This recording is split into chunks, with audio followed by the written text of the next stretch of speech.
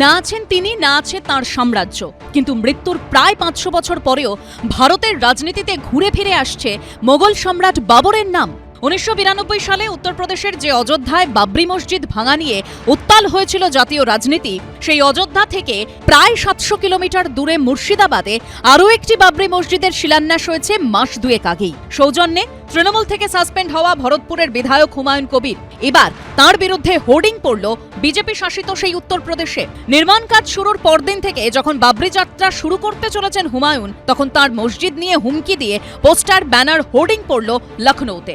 বিশ্ব হিন্দু রক্ষা পরিষদের পক্ষ থেকে দেওয়া হোর্ডিংয়ে লেখা, হুমায়ুন আমরা আসব, আবার বাবরি ভেঙে ফেলব। শুধু তাই নয়, হোর্ডিংয়ে হুমায়ুন কবিরকে একজন মোগল আক্রমণকারী হিসেবে দেখানো হয়েছে, দেওয়া হয়েছে খুনের হুমকি। হোর্ডিংয়ে রয়েছে মমতা বন্দ্যোপাধ্যায়ের ছবিও। হোর্ডিংয়ে ডাক দেওয়া হয়েছে 10ই ফেব্রুয়ারি মুর্শিদাবাদ চলো। बाबरी मस्जिद अयोध्या में बनाने के लिए सनातन धर्म के लोगों ने कितनी कुर्बानी झेली कि आज उसी के नाम पर पश्चिम बंगाल के मुर्शिदाबाद में तृणमूल कांग्रेस का एक विधायक हुमायूं कबीर, जो फिर से 11 तारीख को उसने नींव रखने की बात किया है कि हम लोग 10 तारीख को निकले और वहां 11 तारीख को सुबह उसका प्रदर्शन करें, और साथ में अगर स्थिति अगर वो आएगी तो हम लोग कब्र भी खोदने का काम करेंगे। লখনৌয়ের 1090 স্কোয়ার, আম্বেদকর স্কোয়ার, হজরতগঞ্জ স্কোয়ার এবং শহরের বিভিন্ন জায়গায় হোর্ডিং লাগানো হয়েছে। আমি এসব কোনো কিছুর পরোয়া করি না। এটা অযোধ্যা না, উত্তরপ্রদেশও না, ভারতবর্ষের অঙ্গরাজ্য পশ্চিমবঙ্গ। এত যদি আস্ফালন, তাহলে 10 তারিখ 11 তারিখ যেদিন খুশি বাবরি মসজিদ যেখানে হচ্ছে সেখানে এসে দেখাক কতটা হিম্মত আছে, কত মায়ের দুধ দিয়ে ভাত খেয়েছে। হুমায়ুন কবির দাঁড়িয়ে থেকে তার মোকাবেলা করবে। বিধানসভা ভোটের আগে এই ঘটনাকে ঘিরে শুরু হয়েছে রাজনৈতিক চাপানোতর। এগুলো পরিকল্পিতভাবে যারা হুমায়ুনকে দিয়ে এই ইস্যু তোলাচ্ছেন, তারাই আবার এটাকে ইস্যু করানোর চেষ্টা করছেন। হুমায়ুন বেসিক্যালি তো বিজেপির ক্যান্ডিডেট ছিল 2019-এ, যে বিজেপি বলেছিল এক ধাক্কা অর্ধ বাবরি মসজিদ তোড় দো, তাদের প্রার্থী ছিল। ফলে তার মধ্যে কখন আবার বাবরি মসজিদের প্রতি শ্রদ্ধা জেগে উঠলো সে উনিই বলতে পারবেন।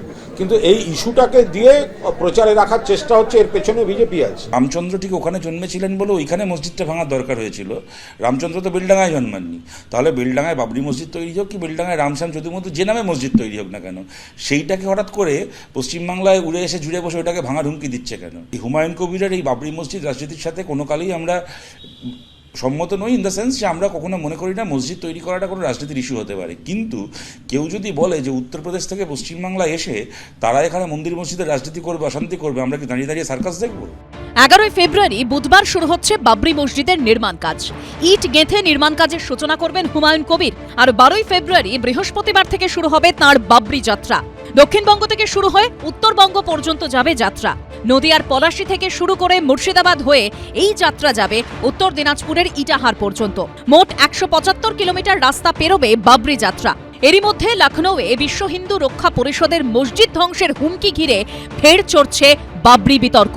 রাজীব চৌধুরী, সুদীপ্ত আচার্য, কমল কৃষ্ণদের রিপোর্ট, এবিপি আনন্দ। শুধু নন্দীগ্রাম পূর্ব মেদিনীপুর দিয়ে 148 হবে না, উত্তরবঙ্গ দিয়ে হবে না, বীরভূমেরও যোগদান থাকতে হবে। রাজনৈতিক অস্তিত্ব রক্ষার জন্য তারা পাগলের মতো ঘুরে বেড়াচ্ছেন। কিছু ফ্লপ সভা করে অতৃপ্ত আত্মার মতো বিজেপি নেতারা কিছু কথা বলছেন। আনুষ্ঠানিকভাবে ভোটের দিনক্ষণ এখনো ঘোষণা হয়নি, পূর্ণাঙ্গ ভোটার তালিকাও প্রকাশিত হয়নি। তবে ভোটের ঝাঁকে কাঠি যে পড়ে গেছে তা বলার অপেক্ষা রাখে না। এই পরিস্থিতিতে ভোট যুদ্ধের সুপার সানডেতে পথে নামলেন রাজ্য বিজেপির কাণ্ডারীরা। বীরভূমে বিরোধী দলনেতা শুভেন্দু অধিকারী, ফুলিয়ায় রাজ্য বিজেপির সভাপতি শ্রমিক ভট্টাচার্য, বর্ধমানে সুকান্ত মজুমদার এবং গোসাবায় দিলীপ ঘোষ একাধিক কর্মসূচিতে অংশ নিলেন। 2021-এর টার্গেট পূরণ হয়নি, 2026-এর বিধানসভা নির্বাচনে সেই টার্গেট পূরণে মরিয়া গেরুয়া শিবির। পশ্চিমবঙ্গ দখলে সর্বশক্তি দিয়ে ঝাঁপাচ্ছে তারা। আপনারা জোট বাঁধন, তৈরি হন। বীরভূম জেলার রামপুরহাট সহ প্রতিটা সিট দিতে হবে। রামপুরহাট তো বিজেপির জায়গা, 19-এ আপনারা লিড দিয়েছিলেন। দিচ্ছেন তো রামপুরহাট, দিচ্ছেন তো? কথা দিন আমাকে, কথা দিন। শুধু নন্দীগ্রাম পূর্ব মেদিনীপুর দিয়ে 148 হবে না, উত্তরবঙ্গ দিয়ে হবে না, বীরভূমেরও যোগদান থাকতে হবে। মা তারার জায়গা আপনাদের দিতে হবে। এদিন গোসাবায় বিজেপির কর্মশালায় অংশ নেন দিলীপ ঘোষ। আমরা তো সরকারটা ভাঙতে চাই, আর 26-এ সেটা হবে। রাজ্য সভাপতি শ্রমিক ভট্টাচার্য আবার কেন্দ্রীয় বস্ত্রমন্ত্রী গিরিরাজ সিংহকে নিয়ে নদিয়ার ফুলিয়ায় তাঁত শিল্পীদের বাড়ি গিয়ে কথা বললেন। অন্যদিকে রবিবার সকালে প্রথমে ন্যাশনাল লাইব্রেরিতে ছাত্রছাত্রীদের সঙ্গে আলোচনায় অংশ নেন সুকান্ত মজুমদার। তারপরে বর্ধমান জেলা বিজেপি অফিসে গিয়ে কর্মীদের সঙ্গে বৈঠক করেন। যদিও বিজেপি নেতাদের এই তৎপরতাকে গুরুত্ব দিতে নারাজ তৃণমূল কংগ্রেস। ওদের লড়াই চলছে তো তলবদলু বিজেপি বনাম আদি বিজেপি।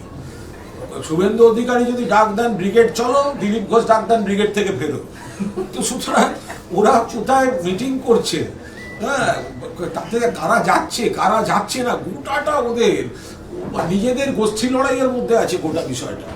ইতিমধ্যেই তৃণমূলের ব্যর্থতার খতিয়ান তুলে ধরার কাজ শুরু করেছে রাজ্য বিজেপি। শ্রমিক ভট্টাচার্য জানিয়ে দিয়েছেন এ মাসেই প্রকাশ করা হবে দলের নির্বাচনী ইস্তেহার, সংকল্পপত্র। সব মিলিয়ে পশ্চিমবঙ্গ দখলে মরিয়া বিজেপি ভোটের দিনক্ষণ ঘোষণার আগেই পুরোদস্তুর ময়দানে নেমে পড়েছে। ভাস্কর মুখোপাধ্যায়, দীপক ঘোষ ও কমল কৃষ্ণদের রিপোর্ট, এবিপি আনন্দ। এবিপি আনন্দ, এগিয়ে থাকে, এগিয়ে রাখে।